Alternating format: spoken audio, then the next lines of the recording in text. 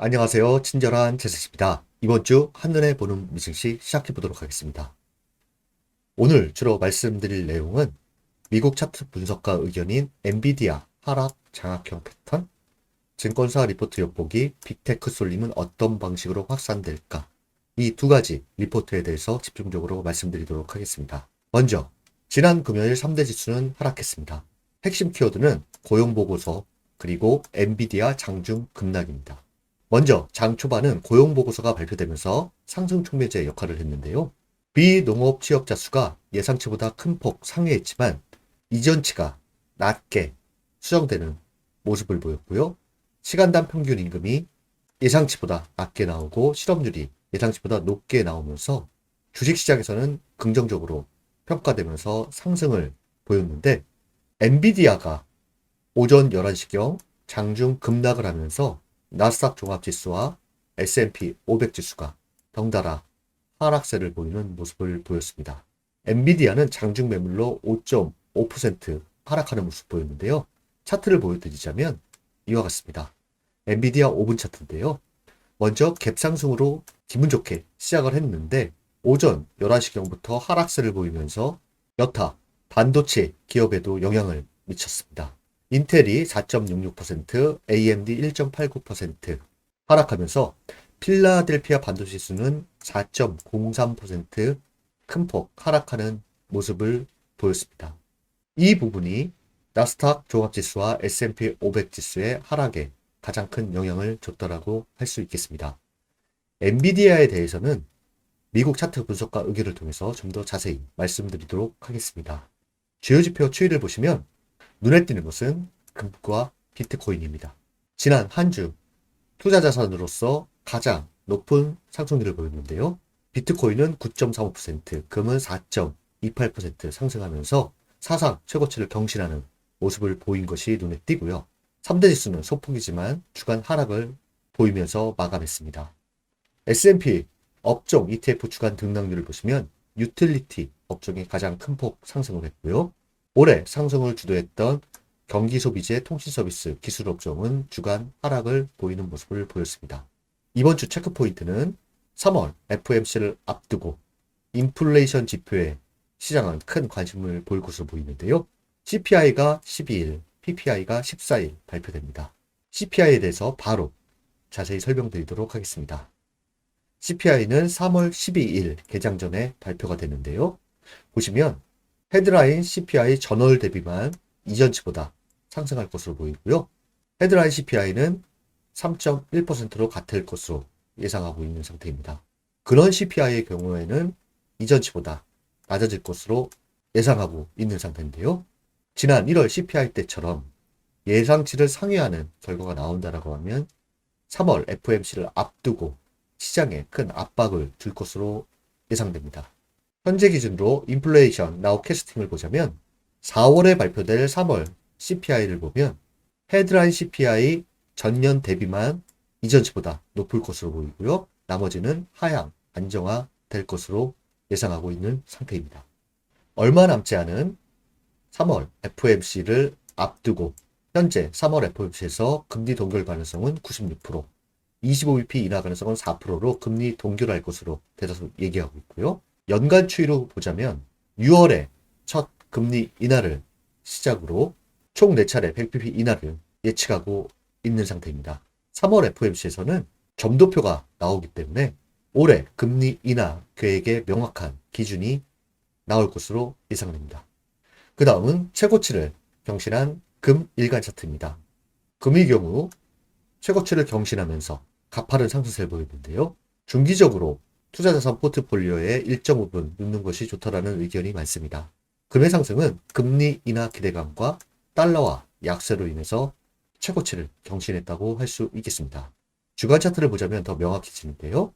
주간 차트를 보자면 2020년 이 고점을 계속 경신을 못하다가 강하게 뚫은 모습을 보였습니다. 이는 중장기적으로 점진적인 상승세가 이어질 것으로 대다수 예측하고 있습니다. 그 다음은 비트코인입니다. 비트코인 역시 4월 반감기 도래 기대감으로 연중 최고치를 찍었지만 현재 소폭 내려앉은 상태인데요. 주간 차트를 보자면 연중 최고치에 대한 도전이 지속되고 있는 것을 볼 수가 있고요. 금과 마찬가지로 비트코인 역시 최고치 경신에 더 무게를 두고 있는 상태라 할 수 있겠습니다. 그 다음은 금요일 엔비디아로 추발된 반도체 업종의 큰 폭 하락인데요. 보시면 최근 급격한 상승세를 보이면서 5일 이평선의 지지를 받으면서 상승하는 모습을 보였습니다. 역으로 20일 이평선과의 이격이 상당히 큰 상태에서 조정은 불가피했었다라는 의견이 있는데요. 차트로 보자면 단기 조정이 오더라도 현 추세가 깨진 것이 아니기 때문에 가파른 상승세에 따른 가격 조정으로 보는 것이 더 우세한 의견인 것 같습니다. 그 다음 미 차트 분석과 의견인데요. 엔비디아 하락 장악형 패턴 여기에 대해서 말씀을 드리도록 하겠습니다. 금요일 장중 매물로 큰 변동성을 보였던 엔비디아에 대한 차트 분석과 의견들이 상당히 많은데요. 공통점은 이게 고점에서의 하락 장악형 패턴의 완성이냐 아니냐 여기에 대한 의견들이 상당히 많은 상태입니다. 차근차근 보시면서 말씀드리도록 하겠습니다. 먼저 대형 성장주들은 꽤 오랫동안 아웃퍼폼 해왔다. 시장 대비 수익률이 상당히 높았다라는 이야기인데요. 반도체 업종은 최근 몇 달 동안 이러한 강세를 잘 대변해왔다. 실제로 반도체 ETF는 연초 대비 29% 상승하며 올해 약 7.5% 상승한 S&P 500 지수와 나스닥 100 지수를 크게 앞질렀다. 엔비디아는 목요일 종가까지 올해 87% 이상 상승하며 매그니피센트 7 주식 중 가장 가열된 종목일 것이다. 그러나 금요일 엔비디아는 상승 개장과 하락 마감을 보이며 하락 장악형 패턴을 형성했다. 이번 주까지 장기 추세를 검토하는 것으로 시작하겠다. 엔비디아는 1월 초 500달러 근방의 저항선을 돌파한 후 지속적으로 고점과 저점을 높이는 상승 추세를 보였다. 엔비디아는 이번 주까지 거의 2배로 상승하여 금요일에 장중 최고치인 974달러를 기록했다. 그러나 금요일 하락 마감은 하락 장악형 패턴을 보여준다. 그래서 차트를 하나 갖고 왔는데요. 이 모습입니다. 우리가 캔들 반전형 패턴에서의 하락 장악형 패턴인데요. 하락 장악형 패턴은 고전적인 두 개 캔들의 반전 패턴으로 상승 마감 후 하락 마감이 이어지면서 둘째 날의 캔들 몸통이 첫째 날의 캔들 몸통의 범위를 집어삼키는 패턴이다. 이 이틀 동안 일간 차트는 단기 가격 움직임이 어떻게 진정한 심리 반전을 보여주는지 보여준다. 하락 반전형 패턴이 어떤 것인지 제가 간단히 갖고 와봤는데요. 모르시는 분들은 이거를 한번 읽어보시면 될 것 같습니다. 캔들 패턴은 이 두 개 갖고 판단은 못합니다. 이와 같은 패턴이 나온 후 2, 3일간 어떤 모습을 보이느냐에 따라서 완성이냐 아니냐를 판단하기 때문에 이번 주 엔비디아의 움직임은 상당히 중요하다고 할 수 있겠습니다. 이어서 만약 엔비디아가 금요일 장중 최고치 기준으로 다음 주에 다가올 이번 주죠. 975달러 선을 넘게 되면 반전 패턴이 무효화되고 추가 상승 가능성을 시사할 수 있다. 좀 전에 말씀드린 것처럼 하락 장악형 패턴은 2, 3일 후에 주가 움직임이 상당히 중요한 위치를 갖고 있는데 이 차트 분석가는 이 장중 고가를 뛰어넘는 모습을 보인다라고 하면 현 가파른 상승세는 지속적으로 이어질 것이라고 보고 있는 것 같습니다. 그렇지 않다면 이 패턴의 약세 의미는 그대로 유지되며 3월 동안 반도체가 하락할 수 있음을 시사한다. 그렇다면 하락 장악형의 진행이라고 가정한다고 했을 때 엔비디아의 잠재적인 하방 목표를 어떻게 확인할 수 있을까 하면서 지지 구간을 설명하고 있는데요. 차트를 보시면 2024년 주요 저점을 기반으로 한 추세선은 이 추세선입니다. 760에서 775달러 근방의 하방 목표를 지시한다. 이는 엔비디아의 최근 수익 저점인 775달러 부근가도 상당히 잘 맞아떨어진다. 이분께서 말하는 수익이라는 것은 보름에서 한 달 정도 보는 단기 투자인데 이때 갭상승할 때 이때를 수익 투자 관점으로 보았던 것 같습니다. 만약 이 지지선이 유지되지 않는다면 현재 660달러 근방인 200일 이동평균선의 지지다 라고 이야기를 하고 있고요.